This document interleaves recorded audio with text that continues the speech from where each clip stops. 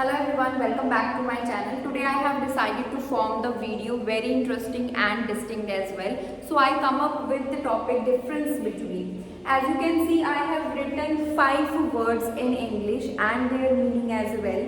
अगर देखा जाए तो जो मतलब है मेरे लिखे हुए वर्ड्स के वो सेम है, बट जब हम इनको यूज़ करने जाते हैं, इनके सेंटेंसेस बनाते हैं तो वो डिफरेंट हो जाते हैं. कंफ्यूज हो गए? Don't worry, let just begin the class and understand. सबसे फर्स्ट वर्ड है मेरा बाय एंड परचेज. बाय और परचेज का मतलब अगर देखा जाए तो दोनों का मतलब होता है खरीदना, पर इन दोनों वर्ड्स को हम डिफरेंट सिचुएशन के हिसाब से यूज करते हैं. नहीं समझ आया? एग्जाम्पल देके मैं आपको समझाती हूँ.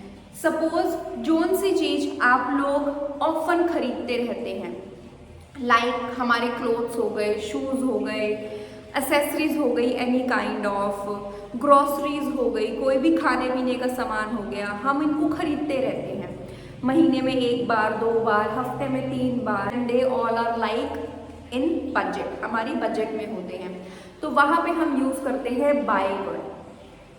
हाउएवर परचेज वर्ड हम वहाँ पे यूज़ करते हैं whenever we are like suppose to purchase a car, any gadget like iPhone, laptop, computer और a house. हम इन चीज़ों को अक्सर नहीं खरीदते, महीने में 2 महीने में या 4 महीने में नहीं खरीदते. हम इनको सालों साल यूज़ करते हैं, उसके बाद खरीदने का सोचते हैं. तो जोन सी चीज़ें लाइक कॉस्टली होती हैं, बहुत ही ज़्यादा कॉस्टली, तो वहाँ पे हम अगर उनको खरीदने का सोच रहे हैं या खरीद रहे हैं तो हम उसको परचेज वर्ड से सेंटेंस फॉर्म कर सकते हैं. पर जोन सी चीज़ हम अक्सर खरीदते रहते हैं वहाँ पे आप हमेशा बाय का यूज़ करिएगा. जैसे कि एग्जाम्पल देके आपको और भी समझ में आ जाएगा. जैसे मैं अगर लिखूँ that I bought a dress on Diwali, मतलब मैंने दिवाली के दिन या दिवाली वाले दिन के लिए एक ड्रेस खरीदी थी. अगर आप इसको बनाना चाहते हैं तो ये इस तरीके से भी बन सकता है कि मैं अक्सर किसी भी फंक्शन या किसी भी ओकेजन के लिए नए कपड़े खरीदती हूँ, तो वहाँ पे बॉट की जगह आ जाएगा buy. I buy new dress always for functions. Okay. अगर अब यहाँ पे हमें परचेज के लिए सेंटेंस फॉर्म करना है तो वो कुछ इस तरीके से बन जाएगा that my father has purchased a car, मतलब मेरे फादर ने, मेरे पिताजी ने नई गाड़ी खरीदी. अब ऑब्वियस ही बात है, गाड़ी खरीदी मतलब सालों के बाद ही ली होगी, तो वो परचेज वर्ड से फॉर्म कर सकते हैं. I am repeating my self again. कोई भी चीज़ जिसे हम अक्सर खरीदते हैं या वो हमारे बजट में होती है, वहाँ पे हम यूज़ करते हैं बाय वर्ड का. बट जोन सी चीज़ हम सालों के बाद खरीदते हैं and they are not in our budget to buy often, वहाँ पे हम परचेज वर्ड का यूज़ कर सकते हैं. नेक्स्ट हमारे पास आता है सी लुक वॉच. अक्सर लोग इसको गलत यूज़ करते हैं, तो इसका सही यूज़ क्या है? देखो, तीनों का मतलब होता है देखना, बट मतलब जहाँ पे आप अनइंटेंशनली देखते हैं, आपका कोई इंटेंशन नहीं होता, बस नज़र चली गई तो आपने देख लिया, वहाँ पे आप वर्ड यूज़ कर सकते हैं सी. लुक वर्ड हम वहाँ यूज़ करते हैं जब हम किसी चीज़ को इंटेंशनली देखते हैं, लाइक एकदम ध्यान से.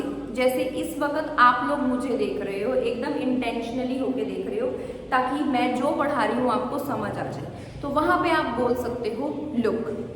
वॉच वर्ड हम ज़्यादातर टीवी के साथ यूज़ करते हैं.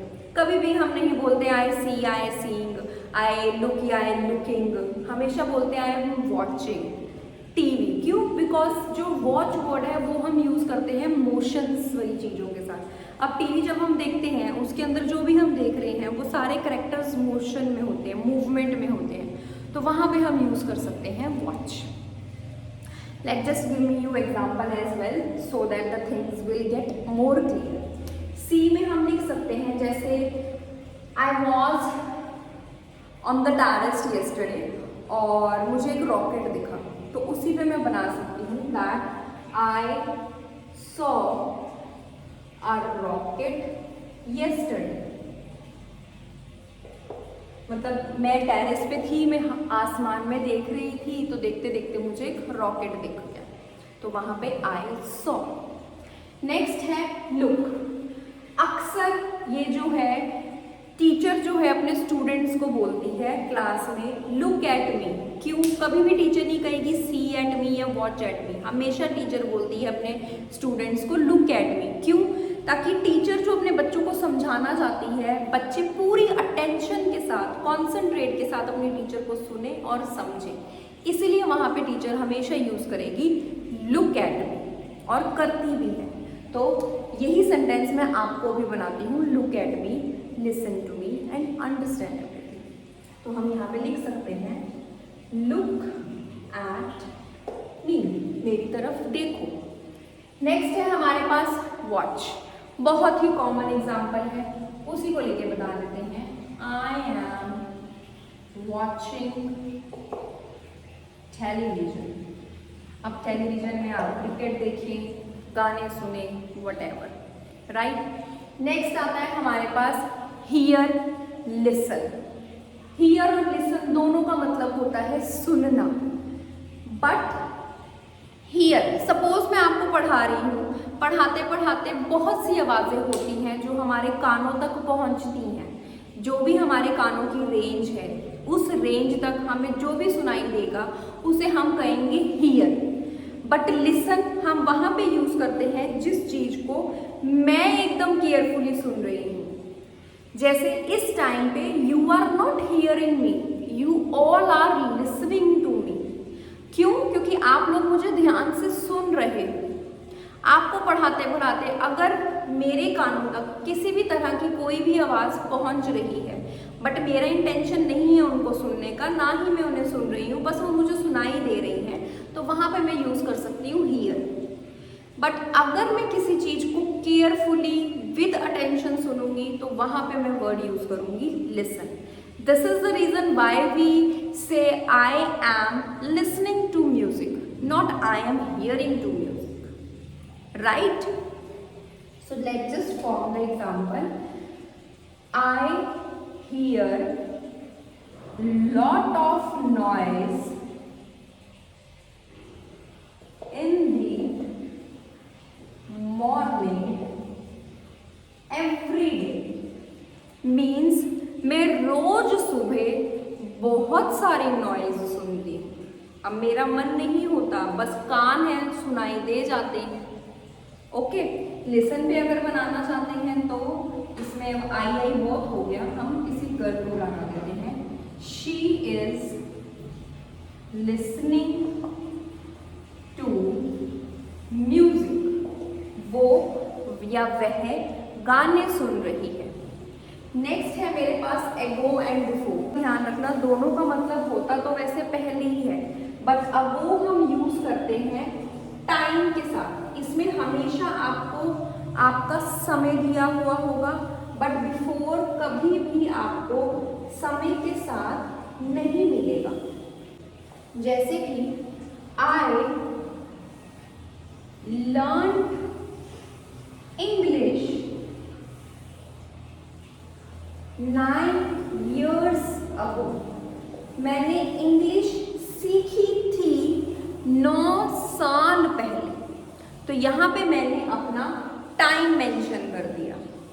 बट अगर आपने बिफोर से बनाना है तो बिफोर से हम लिख सकते हैं that he met me before, वह मुझे पहले मिल चुका है। तो बिफोर, अब वो कब मिला कब नहीं मिला वो तो मैंने यहाँ पे कहीं पे भी मेंशन नहीं करा, मतलब मैंने समय नहीं मेंशन किया, राइट। नेक्स्ट लास्ट है हमारा फेमस एंड पॉपुलर।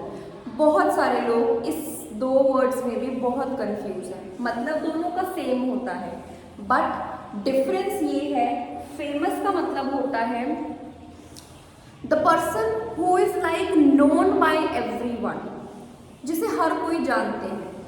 अब पसंद है नहीं पसंद वो अपनी अपनी चॉइस पे डिपेंड करता है, ठीक है। जैसे हम शेक्सपियर को ले लेते हैं, शेक्सपियर को हर कोई जानता है। अब पसंद कुछ लोग करते हैं, कुछ लोग नहीं भी करते, it just depend on the choices. But popular का मतलब होता है, suppose in my class Ajay is popular, so the meaning of this sentence is मेरी क्लास में अजय पॉपुलर है। क्यों? क्योंकि अजय को हर कोई पसंद करता है, ठीक है। अब पसंद करते हैं, ठीक है, इसका मतलब ये नहीं है कि वो फेमस है, बट उसे पसंद करते हैं, लाइक दिस, ओके। तो अगर हमें इसमें लिखना हो तो हम लिख सकते हैं like Deepika is a famous star. Deepika is a famous star. Deepika Padukone जो है वो फेमस है, मीन्स उसे हर कोई जानता है। अब उसको हर कोई जानने में कुछ लोग उसको पसंद भी करते होंगे, कुछ लोग उसको डिसलाइक भी करते होंगे, it just depend on the people choices. Next है हमारे पास पॉपुलर। जैसे मैं अपने ही स्टूडेंट के ऊपर बना लेती हूँ that Ajay is popular in my class. Ajay जो है वो पॉपुलर है मेरी क्लास में। क्यों? क्योंकि वो मेरी क्लास के दूसरे स्टूडेंट्स से प्रसिद्ध है, मतलब मेरे दूसरे स्टूडेंट्स जो हैं अजय को बहुत पसंद करते हैं, तो इसीलिए वो पॉपुलर है। सभी बच्चे जानते हो उसको ज़रूरी नहीं है, बट अजय जिस बैच में आता है उस बैच के बच्चे उसको पसंद करते हैं। Go through with all these words, try to form the sentences accordingly and do not form anything wrong. Till the time, bye, take care, wait for my next, the best video.